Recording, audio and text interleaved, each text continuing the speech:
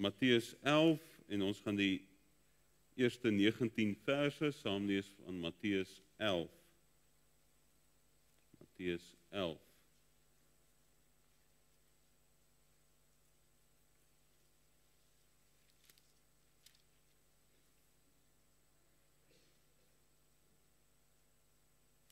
Baie insiggewend dat Matteus 10 praat daar in vers 38, wie sy kruis nie neem en agter my volg nie, is my nie waardig nie, wie sy lewe vind, sal dit verloor, wie sy lewe verloor om my ontwil, sal dit vind.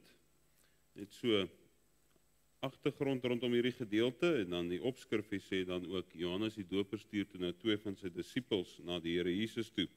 Kom ons lees vanaf vers 1.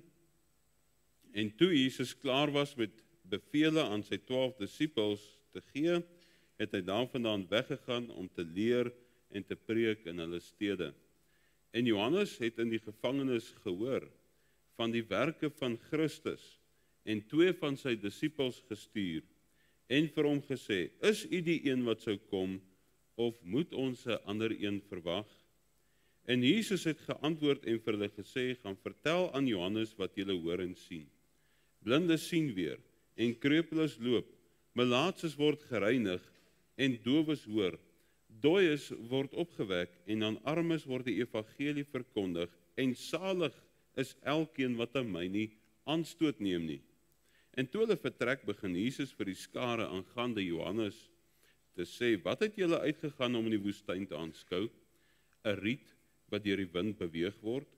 Maar wat het julle uitgegaan om te sien? 'n Man met sagte klere aan? Kyk, die wat sagte klere dra, is in die huise van die konings.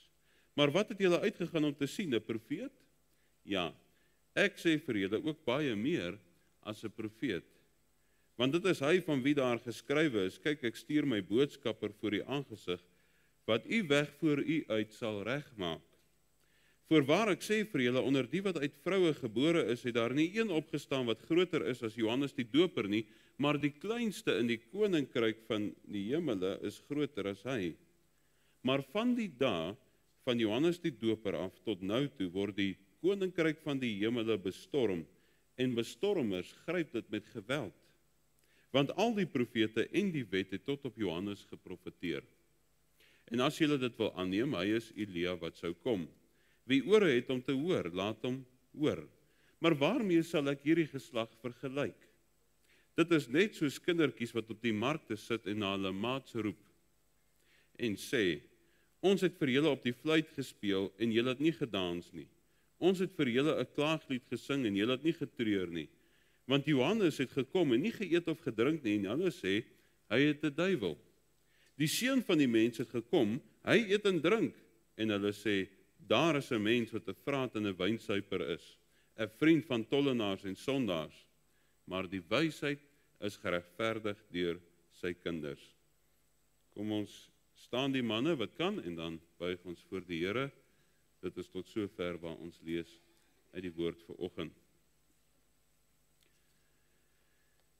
Hemelse Vader, so as 'n gemeente kom ons na U toe, ons erken vanoggend dat U die hoof is van U gemeente, dat U die een is wat die kerk regeer, en ons erken U ook hier in ons midde, want die woord sê dit, 2 of 3 is hier vergader in U naam, ons het in U naam geopen, ons het geloof in hierdie woord wat dit ook vir ons sê, en daarom kom bid ons, Here, dat U met elkeen van ons sal spreek vanoggend, dat U hierdie woord gebruik, elkeen van ons het 'n ander pad wat ons met U loop, maar U weet wat in ons hart aangaan, U ken ons omstandighede, en ek wil vra dat hierdie woord vir ons vanoggend iets sal beteken, want U woord sê dit ook, dit sal nie leeg terugkeer na U toe nie, maar doen wat U behaag, en voorspoedig wees na alles waartoe U dit stuur. En daarom kom bid ons dit, want dis ook die woord wat geloof werk in ons harte. Ons bid dat dit 'n swaard sal wees, wat al kante toe sny, en ons gedagtes beoordeel vanoggend. En dan wil ons ook vra, Here, dat ons nie hier sal wegbeweeg, en soos iemand sal wees wat sy gesig in 'n spieël sien, en dadelik vergeet wat hy gesien het nie, maar dat ons daders van die woord sal word, tot U eer, Here. Gebruik hierdie woord, Here, en word asseblief verheerlik, ook hier in ons midde, en ek bid daarom dat die woorde van my mond en die oordenking van my hart, dat dit U welbehaaglik sal wees, want U is my rots en my verlosser, Here. Amen. Ek wil graag met U praat, na aanleiding van hierdie 3de vers, waar daar 'n vraag gestel word, deur Johannes die Doper, deur die mond van sy disippels, wat sê, is U die een wat sou kom, of moet ons 'n ander een verwag? Dis vreemd dat Johannes die Doper, die wegbereider van die Here, hierdie vraag vra, in ons gemoedne. Dis vreemd dat hy dit vra. Nou as ons die ooreenstemmende gedeelte gaan lees, in die ander evangelie van Lukas, daar in Lukas 7, dan sien ons dat die opwekking van die weduwee se seun duidelik 'n geweldige indruk op die mense gemaak het. 'n Geweldige indruk. Lukas 7 vers 16 sê, vrees het almal aangegryp, terwyl hulle God verheerlik het, sê, 'n groot profeet het onder ons opgestaan, God het sy volk besoek. En dan sê vers 17, en hierdie woord aangaande hom het uitgegaan in die hele Judea en die hele omtrek. Vers 18, en die disippels van Johannes, want hy was nou in die tronk, het hom van al hierdie dinge berig gebring, terwyl hy daar in sy treurige omstandighede in die tronk gelê het. En ons lees in Matteus 14 vers 3, hoekom? Want Herodes het Johannes gevang, hom geboei en hom in die gevangenis gesit vanweë Herodias, die vrou van Filippus sy broer, want Johannes het vir hom gesê, dit is U nie geoorloof om haar te hê nie. En dan lees ons in vers 19 toe, stuur Johannes 2 van sy disippels na Jesus toe en sê, is U die een wat sou kom, of moet ons 'n ander een verwag? Johannes was sekerlik nie op 'n goeie plek nie. Sy gemoed was sekerlik af, hier in die tronk, deur die omstandighede wat hom omring het. Ons kan amper sê, en dit lei ons miskien so bietjie af, uit hierdie vraag van hom, hy het getwyfel. Hy het getwyfel. Die beste van God se diensknegte en die beste van God se kinders is nie gevrywaar van donker oomblikke in hulle lewe nie, in hulle daaglikse bestaan waar hulle selfs soms die Here in twyfel kan trek nie. Dink maar aan Elia, wat daar onder die besembos gelê het en gewens het dat hy mag sterwe. Hy het gesê, Here, neem U my lewe nou weg. Hy het nie sy hand in sy eie lewe geslaan nie. Hy het gesê, Here, neem U my lewe weg. So selfs in sy depressiewe oomblik, Elia, het hy nie sy hand in sy eie lewe geslaan nie. Hy het gesê, Here, U neem dit weg. Maar die Here wat mag het oor lewe, sê die Bybel, het besluit, hy gaan dit nie doen nie. En hierdie was net na Elia se groot oorwinning daar oor die Baal-profete op die berg Karmel. Dit was net na sy gebed dat die reën sou wegbly of eerder weer kom, en die Here het weer die reën gestuur na 3,5 jaar. En uiteindelik vra die Here ook vir Elia, wat maak jy hier, Elia, hier by die berg van God? Of anders gestel, hoe het jy tot by hierdie punt gekom? Wat maak jy hier? Miskien vra die Here vanoggend vir jou, wat maak jy hier? En Elia laat sy jammerklagte hoor in 1 Konings 19 vers 14, ek het baie geywer vir die Here. Die kinders van Israel, hulle het U verbond verlaat. Ek het alleen oorgebly, hulle soek my lewe. Maar die Here sê vir hom, gaan terug. Dalk nie die woord wat hy wou hoor heeltemal nie, maar die Here het 'n woord ook vir hom, gaan terug. Gaan salf Hazael as koning oor Aram, gaan salf Jehu as koning oor Israel, gaan salf Elisa as profeet in jou plek. Dit is amper asof die Here sy jammerklagte, wil ek sê, ignoreer. Soos Johannes se jammerklagte amper geïgnoreer word. En hy stuur hom weg met 'n opdrag. Dink maar aan Jona, wat op 'n slegte plek in sy lewe was. Hy was sommer kwaad vir die Here. Jona 4 vers 1, Jona was hieroor erg ontstemd, en hy het kwaad geword, sê die woord. Maar die Here sê, Jona, het jy rede om vertorend te wees? Dink maar aan die disippels, wat op 'n slegte plek in hulle lewe was, met die storm wat so om hulle woed. En Markus 4 sê vir ons, hy was agter op die skuit aan die slaap op die kussing, en hulle maak hom wakker en sê vir hom, meester, gee u nie om, dat ons vergaan nie. En hy staan op, hy bestraf die wind, hy sê, swyg wees stil, die wind het gaan lê, en daar het 'n groot stilte gekom. Maar wat antwoord die Here sy disippels? Waarom is julle so bang? Hoe het julle dan geen geloof nie? In ander woorde, hoe twyfel julle so? Ons dink aan die groot aartsvader, Abraham. Hy het die belofte van die Here gekry, die woord van die Here, dat hy 'n erfgenaam sou kry. Hy het nie dadelik hierdie belofte in vervulling sien gaan nie. Hy moes 13 jaar wag. En uiteindelik begin hy te twyfel. Genesis 15 vers 2, toe vra Abraham, Here, wat sal u my gee, aangesien ek sonder kinders heen gaan, en die erfgenaam van my huis, die Damaskuener Eliezer is, my dienskneg. Soms sal 'n kind van God sê, ek wonder of die Here my nog raak sien. Kyk net na my omstandighede. Hoor die Here regtig as ek bid? En dan is die duiwel vinnig daar, en dan is ander kinders van die Here gou-gou by om te sê, daardie persoon het geestelik verkoel, hy het selfs teruggeval, hy word met valkoe dopgehou, hy word gekritiseer en geoordeel, terwyl so 'n persoon dikwels net deur 'n moeilike tyd gaan. En hier het ons die wonderlike verhaal van Johannes se vraag. En ons kan ietsie daaruit leer, want net soos Johannes kom mens soms op 'n punt waar mens twyfel. Twyfel in die Here se beloftes. So twyfel dat mens soms kwaad raak vir die Here, of dit nou reg is of nie. Omdat jy onkant gevang is deur 'n situasie in jou lewe, dalk 'n siekte. Dalk gaan jy deur 'n bitter moeilike tyd, miskien finansiëel, en jy begin te twyfel. So in die eerste gedagte, wanneer mens twyfel, is daar 'n vraag. Vers 3 sê, is hy die een wat sou kom? Of moet ons 'n ander een verwag? Dis vir ons vreemd dat so 'n wonderlike profeet, soos Johannes die Doper, twyfel. Hy het tog die duif uit die hemel sien neerdal op die seun van die mens. Hy het die stem uit die hemel gehoor, wat gesê het, dit is my geliefde seun, in wie ek welbehae het. Dis dieselfde profeet wat uitgeroep het, met krag en oortuiging getuig het en gesê het, daar is die lam van God, wat die sonde van die wêreld wegneem. En nou sê hy, is u die een wat sou kom, of moet ons 'n ander een verwag? Hier in my omstandighede, wonder ek so bietjie.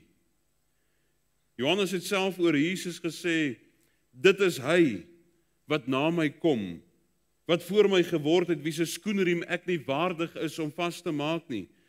Maar waarom sou hierdie almagtige verlosser, van wie Johannes die Doper nou praat, toelaat, dat sy eie wegbereider, sy eie disipel, as ons dit so kan stel, in die tronk lê en beland? Jesus getuig dan van Johannes die Doper in Matteus 11 vers 10. Dit is hy, Johannes die Doper, van wie daar geskrywe is, kyk, ek stuur my boodskapper voor u aangesig, wat u weg voor u sal regmaak. Waarom sou Jesus tog niks aan hierdie saak van Johannes doen nie? En Johannes vra 'n vraag wat die toestand van sy hart hier binne openbaar, wat die toestand van sy gemoed wys, is u die een wat sou kom? Of moet ons 'n ander een verwag? En wat 'n skok moes dit nie gewees het nie. Wat 'n beproewing eintlik vir Christus. Sy disippels was nog jonk in die Here, maar Johannes die Doper, hy's die wegbereider. Hy's van sy moederskoot vervul. Hoe kan hy twyfel? Die boodskap moes baie ontstellend gewees het, en moes, indien dit algemeen bekend was, eintlik in 'n groot mate die getuienis van die Johannes die Doper geneutraliseer het in die gedagtes van die mense. Dit was 'n ontstellende vraag, en ek dink dit was ook 'n vraag wat dalk op die menslike gemoed van die Here Jesus kon inwerk. Die disippels was net geestelike kinders, swakkelinge nog. Ek meen Petrus, wat die Here verloon het. Nie een van hulle kon ten volle simpatie met die Here Jesus gehad het nie, maar Johannes die Doper, die neef, die getroue Johannes. En ons kan dikwels dieselfde tipe vrae vra as Johannes. Waarom gebeur slegte dinge met goeie mense soos Johannes? Waarom word Christene in soveel lande vervolg? Waarom is daar mense in die tronk ter wille van die evangelie? En waarom doen die een vir wie hulle hierdie dinge meemaak of deurmaak niks nie? Waarom lê jy vanoggend onder die depressiebos soos Elia? Waarom gebeur daar dinge wat jou ook kwaad maak vir die Here, soos met Jona? Waarom voel dit of jy ook vergaan in jou omstandighede soos die disippels en dit voel vir jou asof die Here slaap? Waarom voel dit vir jou of die Here nie sy beloftes waarmaak soos met Abraham nie? En wanneer hierdie twyfel in jou gemoed opkom, kom daar 'n vraag oor jou lippe. Is U die een wat sou kom of moet ons 'n ander een verwag? Dit mag dalk maklik wees vir ander mense om soos die apostel Johannes te sê, hy moet meer word, maar ek minder. Maar wanneer daardie minder so min raak dat dit op 'n punt kom waar ons amper in ons verhouding met die Here begin twyfel, is dit 'n beproefdheid van ons geloof wat volgens Petrus baie kosbaarder is as goud. En dit bring ons by die volgende gedagte, want as daar 'n vraag is daar noodwendig 'n antwoord van die Here. Wanneer mens twyfel, is daar 'n antwoord. Vers 4, en Jesus het geantwoord en vir hulle gesê, gaan vertel vir Johannes wat julle sien en hoor. Vir Elia het hy 'n antwoord gehad. Elia, wat maak jy hier? Wat is die regte rede hoekom jy hier is? Jona het jy rede, het jy regtig rede om vertoornd te wees. Vir Abraham herhaal hy die belofte. Abraham, ek is vir jou skuld en jou loon is baie groot. Vir die disippels antwoord hy met 'n teenvraag. Hoe is julle so klein gelowig? Hoe het julle dan geen geloof nie? Hoe is julle so bang? In Christus se antwoord vir Johannes spreek hy nie sy misnoë uit met hierdie disipel van hom nie. Die antwoord wat aan Johannes gestuur is vriendelik. Maar daar is nie vleitaal daaraan nie. Daar is nie eers 'n woord van lof vir sy heldhaftige optrede in die standpunt wat hy ingeneem het teen Herodes, die koning van die land nie. Die meester het die sterkte van sy disipel geken. Hy het daarvolgens met hom omgegaan. En wat doen Jesus met hierdie spesifieke situasie daar in die tronk? Maak hy deur 'n wonderwerk die tronkdeure oop? Maak hy dit duidelik dat hy die koning is en nie Herodes nie? Glad nie. Maar die Here is baie genadig. En hy weet dat die mens feilbaar is. Psalm 103 vers 13, soos 'n vader hom ontferm oor die kinders, so ontferm die Here hom oor die wat hom vrees, want hy weet watter maaksel ons is, gedagtig dat ons stof is. En daarom sê hy vir die boodskappers, julle twee, gaan vertel aan Johannes wat julle hoor en sien. Blindes sien weer, krepeles loop, malaatses word gereinig, dowes hoor, dooies word opgewek, en armes word die evangelie verkondig. Die mense wat vir Jesus getuig en ander moet bemoedig, sal goed gaan, of sal goed doen, as hulle maar net praat oor dit wat hulle hoor en sien. Christus stuur niemand om te vertel oor wat hulle dink en wat hulle opinie is nie. Die apostel Johannes sê in sy eerste brief, nou nie Johannes die Doper nie, die apostel Johannes, hy sê, wat ons gesien en gehoor het, verkondig ons aan julle, sodat julle ook gemeenskap met ons kan hê, en ons gemeenskap is met die Vader en met sy Seun, Jesus Christus, sodat julle ook gemeenskap met die Seun kan hê, en daarom voeg Jesus dan amper terloops by, in Matteus 11 vers 6, salig is elke een wat aan my nie aanstoot neem nie, Johannes die Doper, gaan vertel vir Johannes wat julle hoor en sien, maar salig is elkeen wat aan my nie aanstoot neem nie. Iemand wat nie aanstoot neem aan Jesus nie, oor sy omstandighede nie, die tronk of wat dit ook al mag wees nie, is iemand wat die toets van beproewing deurstaan het. So iemand was die Kananeese vrou, so bietjie verder in Matteus 15 word haar verhaal vertel. Sy het haar geweldige las voor die Here gebring.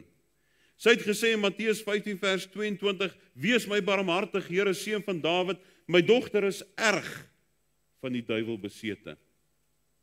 Maar die Bybel sê, hy het al niks geantwoord nie. Niks geantwoord nie. Maar sy neem nie aanstoot nie. Sy hou aanroep. Dit het haar nie ondergekry nie, dat die disippels naderhand sê, jaag haar weg, of stuur haar weg, want sy roep agter ons aan. Sy laat haar nie afsit deur die binnekring nie. Sy laat haar nie afsit deur die ander volgelinge van Jesus wat haar wil wegjaag nie. Sy hardloop eintlik om en sy val voor hom neer en sê, Here, help my. Dan sê die Bybel, hy gee haar nie die woord wat sy wil hoor nie. Hy sê, dis nie mooi om die kos wat vir die kinders bedoel is vir die hondjies te gooi nie. Maar hierdie vrou neem nie aanstoot aan die Here Jesus nie. Nie oor sy stilswye nie. Nie oor die feit dat die ander disippels haar eintlik sleg sê nie. En nie oor die feit dat die woord wat sy hoor nou, nie eintlik is eintlik die woord is wat sy graag wil hoor nie. Sy deurstaan die beproewing van haar geloof, wat baie kosbaarder as goud. En sy sê, wel as ek dan 'n hondjie is, ek gee nie om vir die krummels nie. Die deur van genade is 'n skreefie oop, en ek vat wat ek kan kry. Sy neem nie aanstoot aan Jesus nie. Ten spyte van die stilswye, ten spyte van die ontmoediging van die ander kinders van die Here, ten spyte van sy ontnigterende woorde, het sy vasgehou in die beloftes wat gekoppel is aan die Seun van God. En toe kom die woorde in vers 18 van Matteus 15. Vrou, groot is jou geloof. Laat dit vir jou wees soos jy wil hê, en haar dogter het gesond geword van daardie uur af. Sy wat nie aanstoot geneem het nie, het oorwin. Daar is 'n antwoord van Jesus aan Johannes. Salig is elkeen wat aan my nie aanstoot neem nie. Dis die antwoord. Maar saam met dit ook 'n wonderlike getuienis om Johannes die Doper te versterk en te bemoedig. Gaan vertel vir Johannes wat julle sien en hoor. Net om hom te versterk en te bemoedig. Maar Johannes moet ook onthou, hy moenie aan my aanstoot neem nie, terwille van die omstandighede waarin hy is nie. Dis die antwoord van Jesus aan sy disipel. Johannes, of Jesus kon net sowel gesê het vir Johannes die Doper, ja, ek is die Messias. Maar dit sou nie vir Johannes tevrede gestel het nie. Dit sou hom miskien vir 'n tyd lank tevrede gestel het, maar kort voor lank sou daar weer 'n vraag in sy gemoed opgekom het. Is u die een wat sou kom, of moet ons 'n ander een verwag? Twyfel sou kort voor lank weer sy kop uitgesteek het. Daarom sê vir Johannes, blindes sien weer, krepes loop, melaatses word gereinig, dowes hoor, dooies word opgewek, en aan armes word die evangelie verkondig. So 'n tipe evangelie is genoeg om enige twyfel en vrese weg te dryf. En dit bring ons by die derde gedagte. Wanneer 'n mens twyfel, is daar 'n getuienis. Vers 11, die eerste gedeelte, hy sê, ek sê vir julle, onder die wat uit vroue gebore is, het daar nie een opgestaan wat groter is as Johannes die Doper nie. Nou, sodra hierdie twee manne weg is om hulle boodskap weer vir Johannes die Doper oor te dra, die twee wat hy nou gestuur het en hulle terug is, kom Jesus en hy lewer self 'n getuienis oor die ware karakter en die goddelike roeping van Johannes die Doper. Die skare en die disippels ken vir Johannes die Doper. Hy was 'n bekende prediker gewees. En net soos ons nie kan glo dat hierdie man kan twyfel, hierdie wonderlike profeet kan twyfel nie, sou die skare dit ook nie kon glo nie. En dan sou dalk bietjie skindertonge begin klap het. Sommige van hulle sou dalk in Johannes die Doper se karakter begin twyfel het en ook sy goddelike roeping. 'n Mens sou seker amper saam met hulle kon sê, wel, as Johannes die Doper so 'n groot profeet was, sou hy mos geweet het, Jesus is die Christus, die een wat sou kom. Hoe vra hy dan nou, is u die een wat sou kom? Maar dis amper asof die Here Jesus hier opkom vir Johannes die Doper. Hy lewer self getuienis vir Johannes in vers 7. Toe hulle vertrek, toe hulle nou weg is, begin Jesus vir die skare aangaande Johannes te sê, wat het julle uitgegaan om in die woestyn te aanskou? 'n Riet wat deur die wind beweeg word. Hy sê vir hulle, Johannes die Doper was nie sommer enige onstabiele riet, wat deur elke wind van lering heen en weer gewaai word nie. Hy was nie sommer enige moderne prediker, wat vir wins 'n skouspel van homself in die evangelie maak nie. Vers 8 sê, wat het julle uitgegaan om te sien? 'n Man met sagte klere aan. Kyk, die wat sagte klere dra, is in die paleise van die konings. Dink julle, sê Jesus vir die disippels met ander woorde, Johannes die Doper dien my vir 'n gemaklike lewe? Nee, hy dien my ten spyte van sy beproewing daar in die tronk. Vers 9, maar wat het julle uitgegaan om te sien? 'n Profeet? Ek sê vir julle, baie meer as 'n profeet. Hy was meer as 'n profeet in die sin dat hy die weg vir die Here berei het. Selfs Johannes se eenvoudige lewe, sy lyding, die uiteindelike martelaarskap het die weg berei vir Christus se lyding aan die kruis. Matteus 11 vers 10, dit is hy van wie daar geskrywe is, kyk ek stuur my boodskapper voor u aangesig, wat u weg voor u uit sal regmaak. Voorwaar ek sê vir julle, onder die wat uit vroue gebore is, het daar nie een opgestaan wat groter is as Johannes die Doper nie, groter as Jeremia, groter as Jesaja, groter as Esegiel en enige van die ander profete, die laaste van die Ou Testamentiese profete eintlik. Hy verdedig Johannes op so 'n wyse dat niemand van hierdie Jode hom in twyfel kan trek nie. Groter as al die profete, groter as Moses. Vir wie hulle iemand vir wie hulle nou hy was 'n baie belangrike persoon vir hulle. Johannes se beproewing van sy geloof was 'n getuienis. 'n Getuienis wat Jesus self gegee het. 'n Getuienis wat die Here Jesus verheerlik het. Matteus 10 vers 32, elkeen dan wat my sal bely voor die mense, hom sal ek bely voor my Vader wat in die hemele is. Matteus 10 vers 32, dis die hoofstuk net voor hierdie. Dalk voel dit of jy ook in die donkerte soos Johannes sit in die tronk van beproewing, toetse. Dalk voel dit of jy wil flou word. Jy kan net nie verder gaan nie. Jy's moeg, soos Elia. Staan op, eet anders as die pad vir jou te veel. Wat maak jy hier? Dalk voel jy kwaad oor 'n een of ander situasie in jou lewe soos Jona. Het jy rede? Vrees nie, sê die Here vir jou. Ek is vir jou 'n skuld en jou loon is baie groot. Al lyk dit asof die belofte nie tot stand kom nie. Want selfs Johannes het op 'n dag getwyfel. Die grootste profeet. Maar hoor wat sê die Here oor sy kinders in Matteus 11 vers 11. Voorwaar ek sê vir julle, onder die wat uit vroue gebore is, het daar nie een opgestaan wat groter is as Johannes die Doper nie, maar die kleinste in die koninkryk van die hemele is groter as hy. Die Here lewer getuienis. Ons hoort tot 'n nuwe dispensasie, die Nuwe Testament. Johannes het tot die Ou Testament, die Ou Dispensasie behoort. Die Nuwe Dispensasie het begin met die uitstorting van die Heilige Gees op Pinksterdag. Die Here is nou ons voorspraak. Wonderlik. Versoekinge en beproewinge is menslik. En Petrus sê vir ons, daar in 1 Petrus 1 vers 6, dat ons, as dit nodig is, vir 'n kort tydjie beproef word, onder allerhande beproewinge, sodat die beproefdheid van julle geloof, wat baie kosbaarder is as goud wat vergaan, maar deur vuur gelouter word, bevind mag word tot lof en eer en heerlikheid by die openbaring van Jesus Christus. Lof en eer en heerlikheid vir wie? Nie vir ons nie, maar vir hom, wat dit toelaat oor ons lewe. Vir wie julle, al het julle hom nie gesien nie, tog liefhet. In wie julle, al sien julle hom nie nou nie, tog glo, en julle verbly met 'n onuitspreeklike en heerlike blydskap. Twyfel is nie die einde van die wêreld nie, maar ons moet ophou om kwaad te wees. Ons moet opstaan en eet, anders te word die pad vir ons te veel. Ons moet weer die beloftes van die Here vir onsself eien en nie twyfel nie.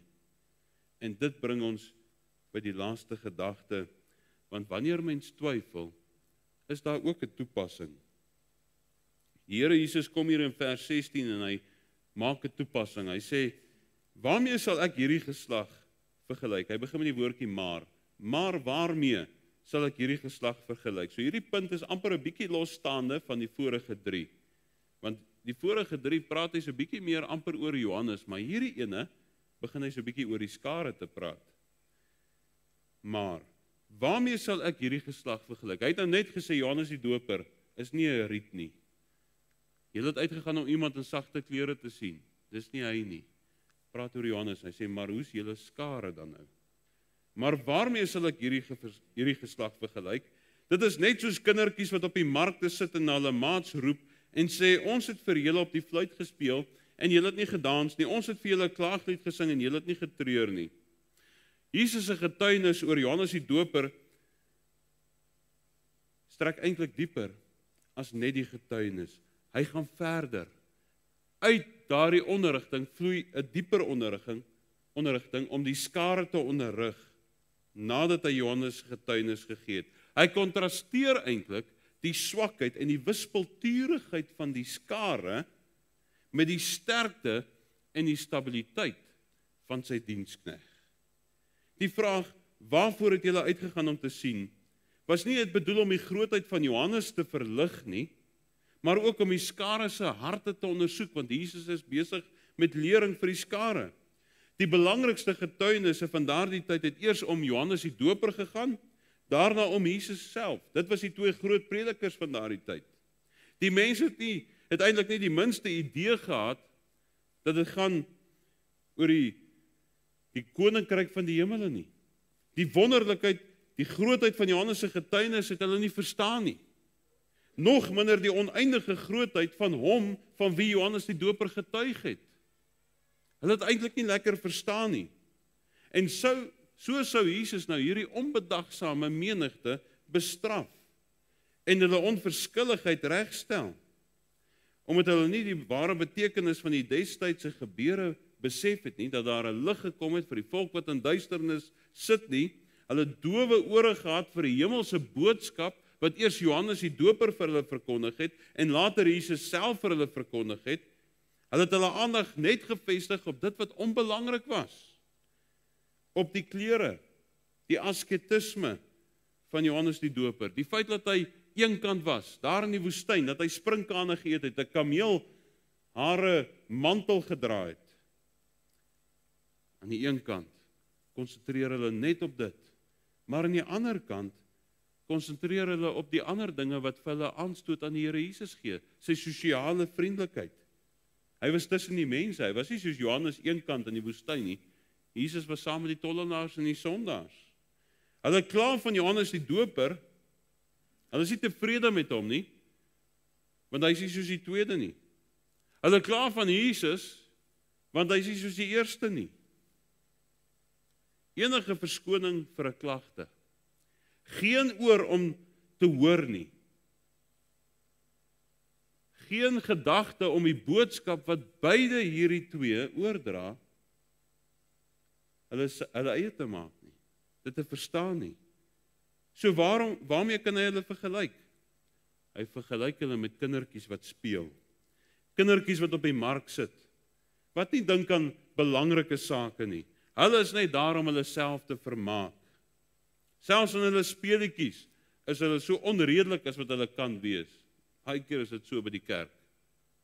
Net daar om homself te vermaak. In hulle speletjies, so onredelik as wat hulle kan wees. Die een stel voor om troue te speel. Dan sê die ander kindertjies, nee, ons wil nie saam met jou speel nie, ons wil begrafnis speel. Dan as hulle dit opneem, begin begrafnis speel, dan verander hulle dingetjies, sê nee, ons verkies 'n troue. Maak soos kindertjies. Niks sal diegene tevrede stel wat nie van plan is om tevrede te wees nie. Hulle het niks erg gehad vir die koninkryk wat Johannes verkondig het nie. Hulle het niks erg gehad aan die koninkryk wat Jesus verkondig het nie. Hulle sien net die eienaardigheid van sy klere raak. Hulle sien die streng eensaamheid van sy lewe en hulle sê dit moet 'n kranksinnige wees. Toe die koning self nie so aardig soos Johannes was nie, maar vriendelike omgang met die mense gehad het hulle steeds niks omgegee vir die koninkryk van die hemel wat hy verkondig het nie, en is hulle skuldig aan hom oor die eienskappe wat hulle eintlik in Johannes afgemaak het.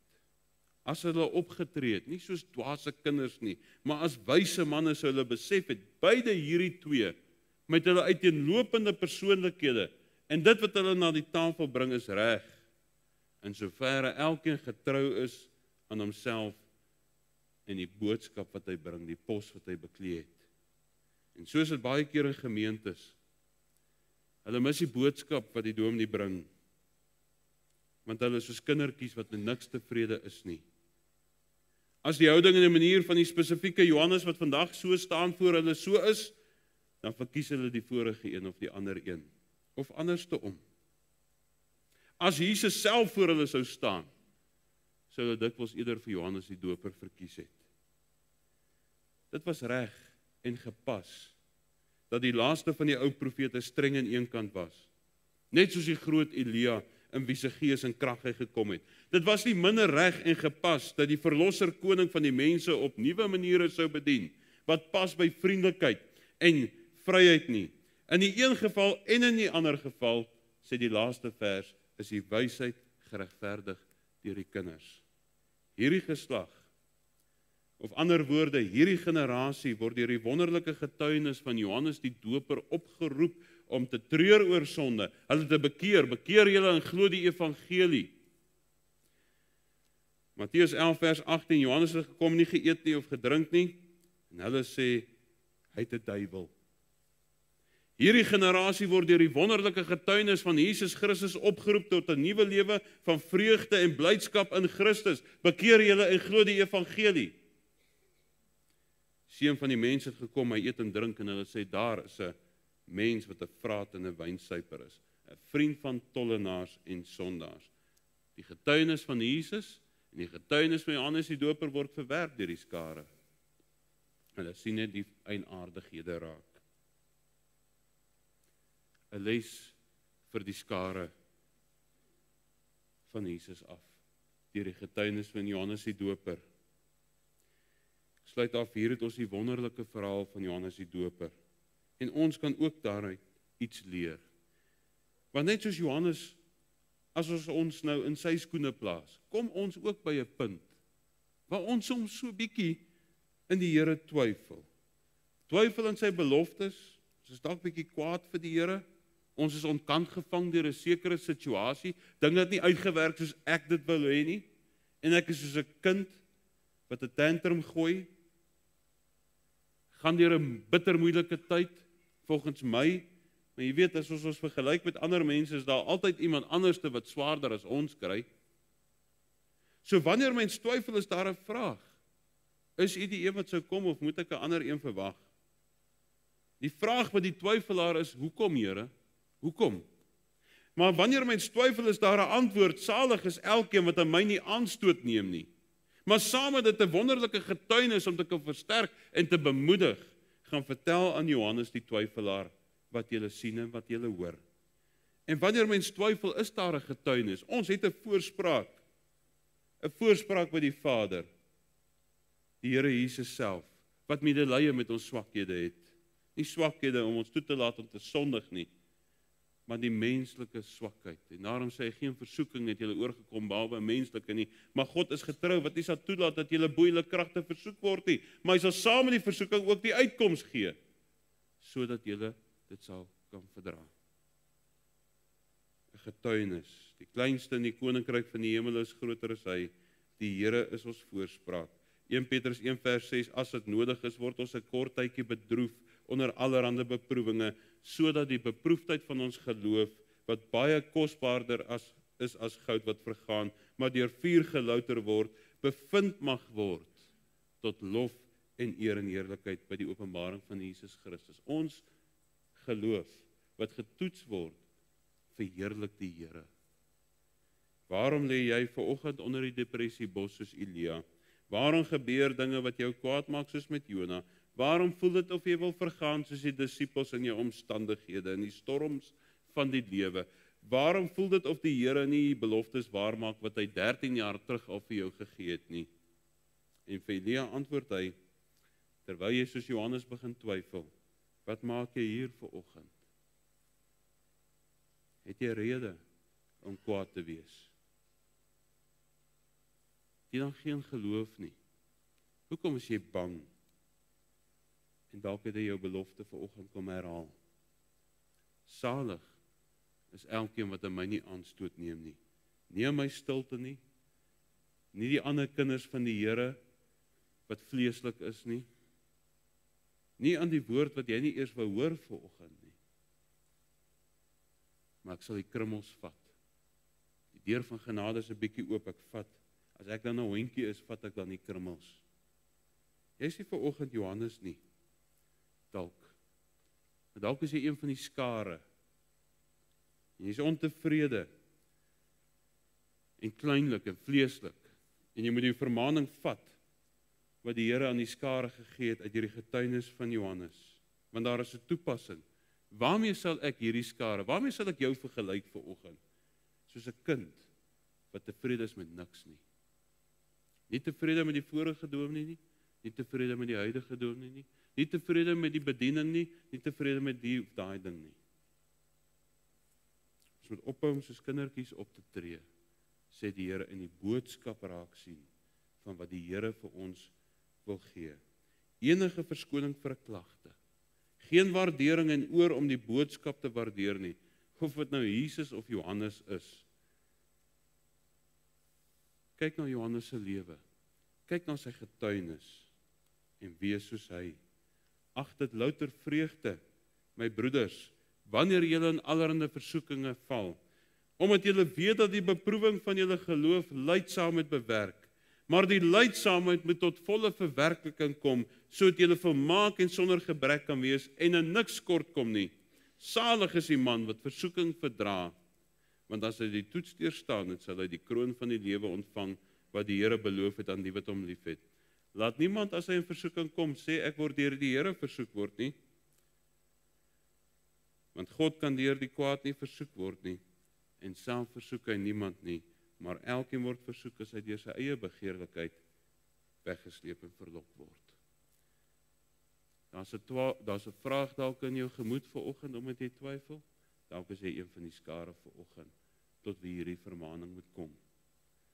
Maak dit vir jou self saam met die Here vanoggend uit. Amen. Kom ons buig die hoofde.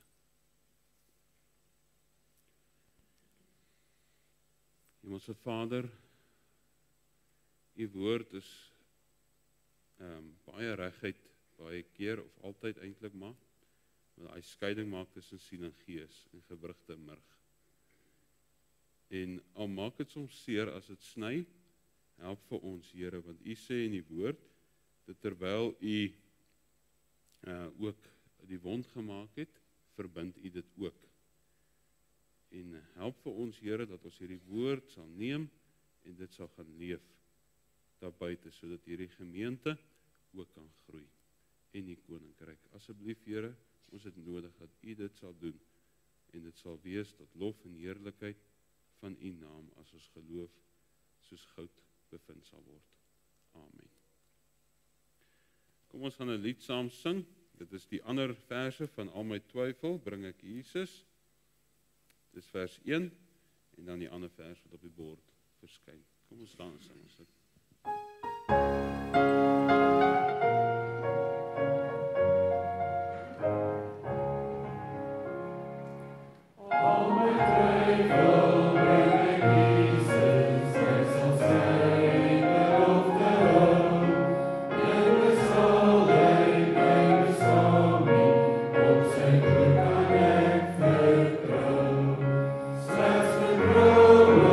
Overkomen, slechts verkomen op zijn woord.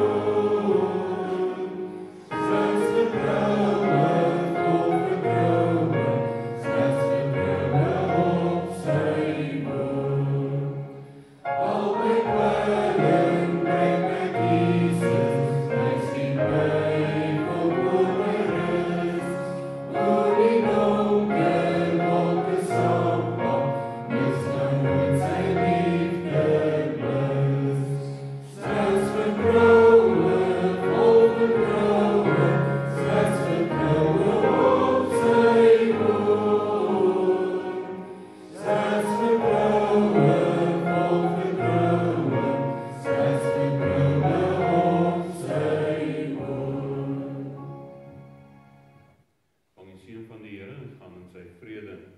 Die genade van ons Here Jesus Christus, die liefde van God, die ons Vader en die soepende gemeenskap van die Heilige Gees